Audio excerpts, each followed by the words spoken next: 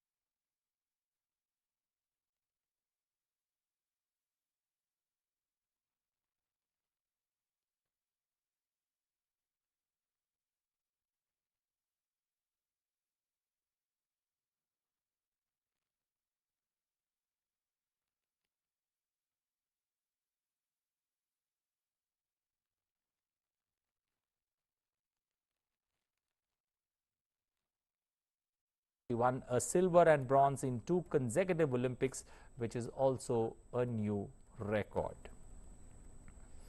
Well, not only in Tokyo, but all over the world, Indians were overwhelmed by her victory and started celebrating. So now the celebration, it's on its home run. As she returns home, she's going to be busy there at the airport. A lot of people came and congratulated me. Of course, Ajay Singh, everybody came. A lot of people from VI came. I'm very thankful to Badminton Association, to everyone for supporting me and encouraging me. Tough day. Met your mother, father. How was it? It's not a tough day. It's an exciting day, and I'm it's a happy moment. So yeah, it's never a tough day. Enjoy.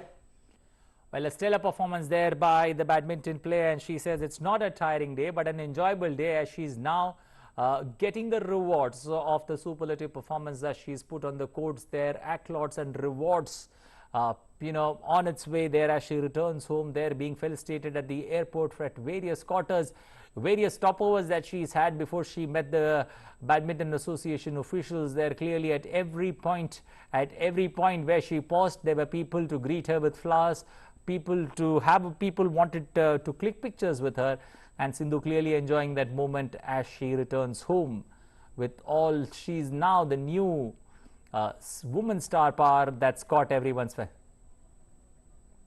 Well, we've got Taposh standing by to give us the latest. Taposh, it's a homecoming there, a homecoming that's got many pauses at the airport, but she seems to be enjoying it. Absolutely, and why not? She is currently the lady in question, and she has really lived up to her billing as one of the star performer in this particular games after Rio back-to-back medals and topping it off this time with a bronze, and I'm sure it's an enthralling feeling seeing all the countrymen rejoicing her victory, her achievements, and what better way to acknowledge that she has already, in fact, yesterday in her Twitter, she thanked each and every person who has played a major role in her achieving this particular milestone. Remember, she is also the world champion. She is also she earlier in the Rio Games, she bagged the silver medal. This time she bagged the bronze medal. So in that sense, there is a lot going for her, and she is currently the toast of the nation, and she is absolutely enjoying the adulation. Also, Tapas, when you look at this particular performance, how does this bronze, purely looking at what happened in 2016 and now when you see 2020, purely in terms of felicitation, COVID protocols there very much in place, but, are the people out there to see the new superstar, especially when it comes to back-to-back Olympic medals? Absolutely, you cannot blame the public, the common person, to get a glimpse of the star, the superstar. In fact, now she has become the first Indian woman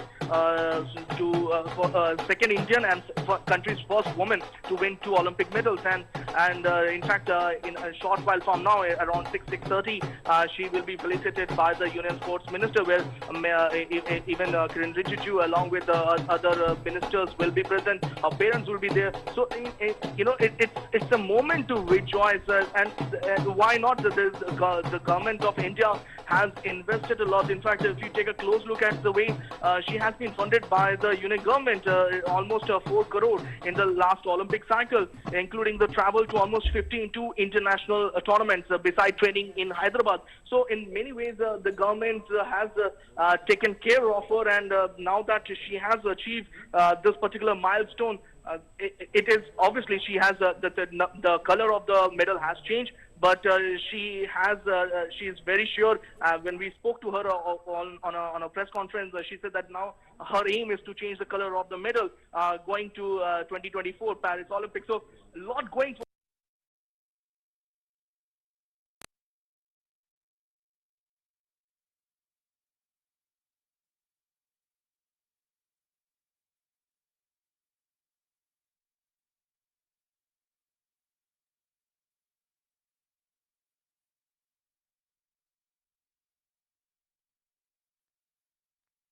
Getting us 3 medals in the last 3 Olympics.